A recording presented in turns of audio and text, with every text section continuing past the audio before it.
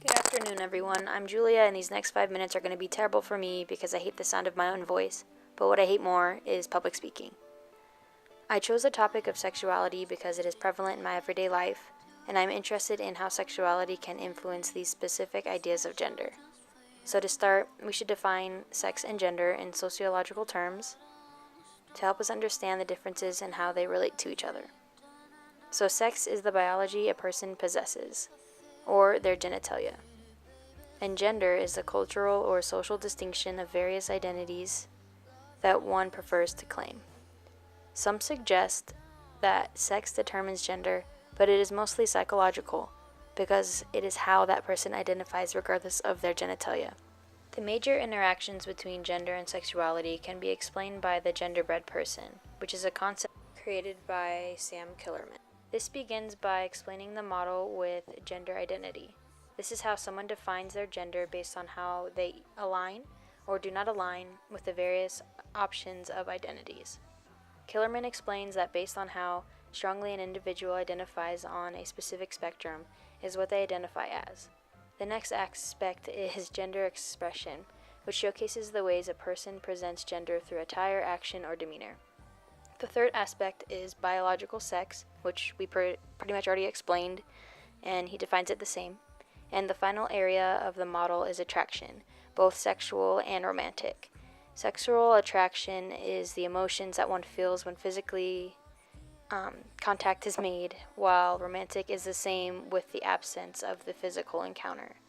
All aspects of the genderbread person interact with one another and affect each other slightly or massively, depending on the individual. There's another aspect that involves gender and sexuality, and it is an individual's sexual behavior.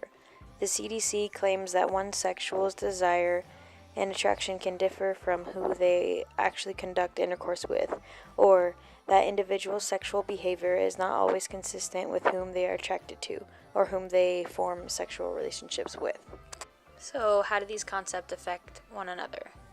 Various studies have identified that the way one perceives gender and gains their sexuality, or the mere absence of both, is based on many factors, including how they grew up, how influential religion and spirituality were to them, and their access to education as well as media. There is much more to it, but I do not have time to explain or dig into. Initially, what I was trying to accomplish in my research were the many ways people with various sexualities view different genders. The research on these specifics are rare and extremely hard to find, yet the binary genders and sexualities were studied, which are male and female, homosexual, and heterosexual. Heterosexuality is the primary of the two. As we move forward in adversity, homosexuality has become more acceptable. The term for this is heteronormativity, which Ryle claims as the normal, natural way of being. A study in Norway found that the majority of sexual openness happened among women, where they would be more willing to explore sex with other females and different genders.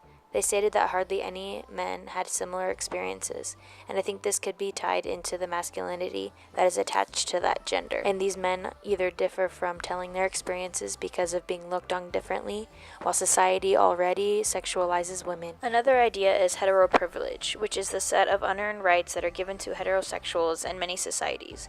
These privileges include not having to explain their sexuality like other non-hetero people do. The way genders interact with one another can also affect their sexual attractions and behaviors based on the individual's importance of that interaction.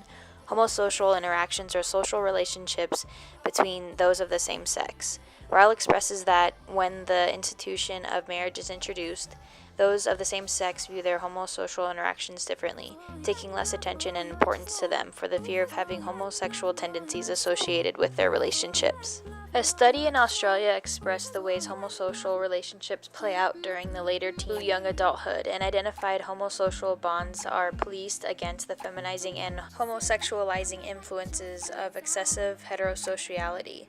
Achieving sex with women is a means to status among men, and that sex with women is a direct medium of male bonding, and male narratives of their sexual and gender relations are offered to male audiences in storytelling cultures generated in a part of homosociality.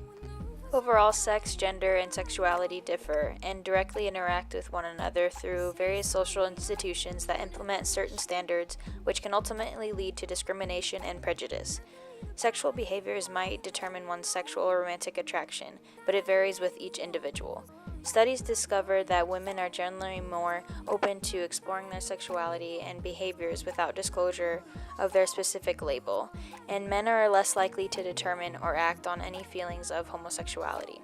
An individual's gender identity and social attraction is affected by many factors, which none are definite nor provide a clear explanation. No study showed that sexual attraction or sexuality alters one's opinions of gender, yet the information is fairly new.